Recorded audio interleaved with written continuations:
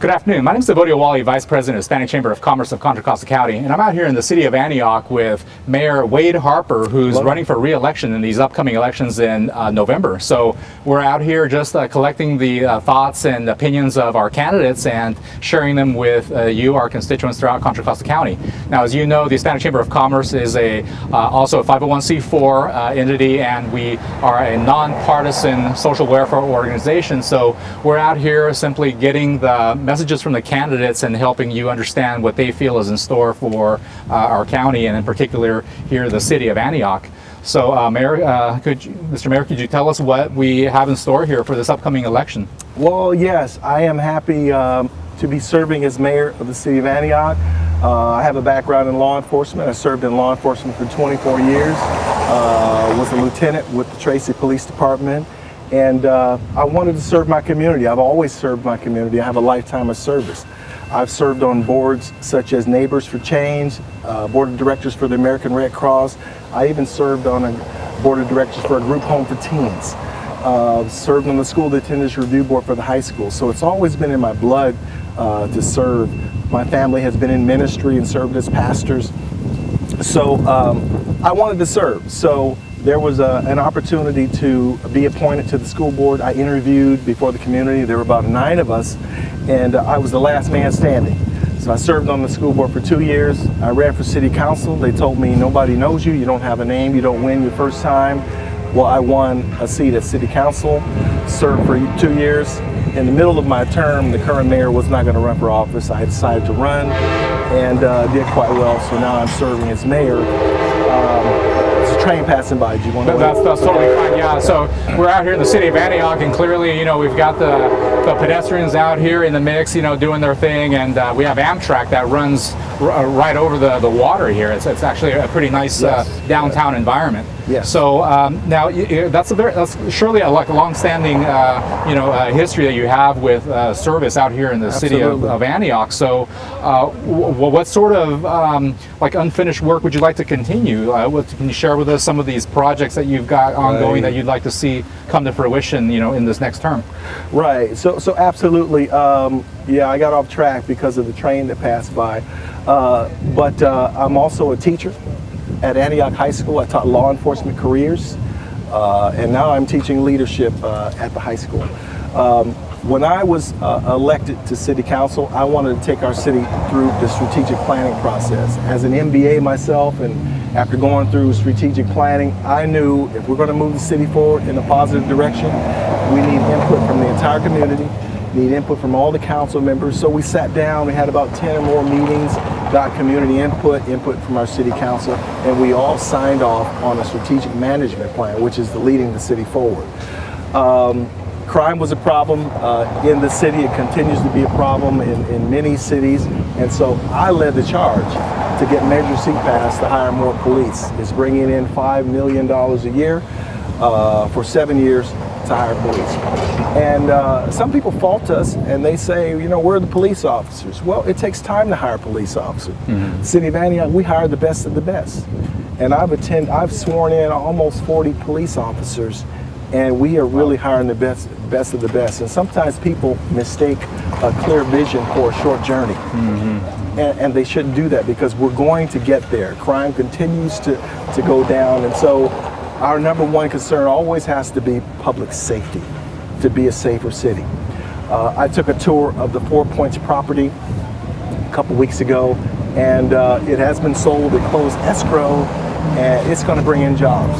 It's going to bring in jobs, and I'm envisioning an industrial corridor where we can bring in businesses to that deep water port in the city of Antioch. So we need to have jobs. Things are getting better. Our economy is improving. The price of my home goes up every week. I've been checking it every week. So things are improving. Our police department, they're doing a phenomenal job. I can name about 22 community outreach type events that the police department does on a regular basis to network with our community. So, and also it's important to me to engage our youth. And that's why we started the Antioch Council of Teens. And as I'm looking at some of my students passing by here in front of us, we started the Antioch Council of Teens, which we're engaging our youth. And you know, I believe in education as an educator, and our school district, they have linked learning academies. I teach in one of the academies. What grades do you teach? I taught 11th grade. Now I'm teaching 10th graders, sophomores. Okay. So there's a lot we need to do with our city: public safety, economic development, and jobs. You know, engaging our youth, and transportation. You know, $1.3 billion is being spent just in Antioch to improve our city, our transportation. BART is due to open spring of 2018. We are fighting to get Amtrak, not Amtrak, but fighting to get a ferry terminal in our marina out here. I'm on the board of directors for Tri-Delta Transit, and they won the award 2 years ago for the best small transit system in America for the way they operate. And they have about 94% low-income and minority ridership that is using the bus system, and they take good care of our senior citizens, which is right down the street. They drop them off, pick them up, taking great care of our senior citizens. I am a leader in the community. I am the chair of the Contra Costa County Conference of Mayors. And so we get together every month, talk about common issues, and we have a speaker and a presentation. But this is a way to network with all the mayors in the county to talk about common issues. And I plan to continue these relationships that I have with these mayors. Fantastic. So you're certainly ingrained in the community here, and basically live and breathe, you know, this fresh Antioch air. Now, this area here that we're in seems to be kind of like the central part of Antioch, right? And is there any economic stimulus plan that you foresee, you know, for this area that we're in right now? Or you mentioned the ferry. I mean, that would certainly bring about a lot of activity. Absolutely. Very good question. Very good question. So the city of Antioch, we were awarded a $426,000 grant to allow for the planning of the improvement of our downtown, to make our downtown more accessible to transportation and walking paths, that type of thing. And so we completed our downtown specific plan, and so that is a document that is on our website. Some exciting things are going to happen. We want our downtown to improve. We want people to come down here. Everett & Jones, we are in negotiations with Everett & Jones at this time. They're a staple restaurant in the city of Oakland. I believe they're going to bring a lot of folks to our downtown area. So there is some planning that's going on. I know you probably heard about the BD Lumber site. There's some discussion about whether it should be a park or whether it should be high-level condominiums. Okay. But whatever it is, we want the best for the city of Antioch, and we want improvement. So. Sure. So what is your particular approach that you'd like to take to put some of this stuff into action? Now you've been mayor for a term of how long? 4 years. 4 years, and so another 4 years would certainly give you a chance to kind of, you know, pivot and maybe change something or optimize something. Is there something you could tell us about what you'd be doing fresh? You know, kind of. Right. And like I said, we've already had a lot of successes. The city of Antioch has never got a tax measure to pass to hire police. And this is going to help us in the future. We have to be a safe city if you know, companies are going to move here, and they are. Companies are moving here. So, number one, making sure we continue to be a safe city, making sure we bring on the amount of police officers that we need, making sure that we reach out into the community, finishing our plan for downtown. After we passed Measure C, I had council members coming to me and says, Wade, lead us. What are we going to do next? What good thing are we going to do next? Sure. There's some development that's going to occur near Kaiser Hospital. Okay. There's some properties that are going to, some developers that are going to build there. We're looking forward to that happening. Again, the 4 Points property that just sold, we're looking for an industrial corridor. We're looking for ways that we can bring jobs to the city of Antioch. networking with our school district, making sure that we work together on issues. There was, and as problems arise, we will address them. There was a situation at Deer Valley Plaza where there were youth fighting. And we met with the district attorney's office, school district, got everybody together, and we addressed the problem, made some changes. Smoke shop closed, improved the security at that location. Deer Valley High School fenced the high school where students could go out at one particular location. Increased the after-school programs at the high school. So, we have to be able to multitask, do more than one thing at the same time. But so there's a lot to be done in a city of over 100,000. Sure. Making sure we have the proper transportation, make sure we have proper safety, improve economic development and jobs. So there's a lot to do. Interesting. So considering the economics and the demographic makeup here in the city, are there any particular areas that you'd like to see grow in terms of industry sectors, or any particular types of jobs that you'd like to see brought in to provide that stimulus for economic growth? Right. Well, I would welcome small jobs.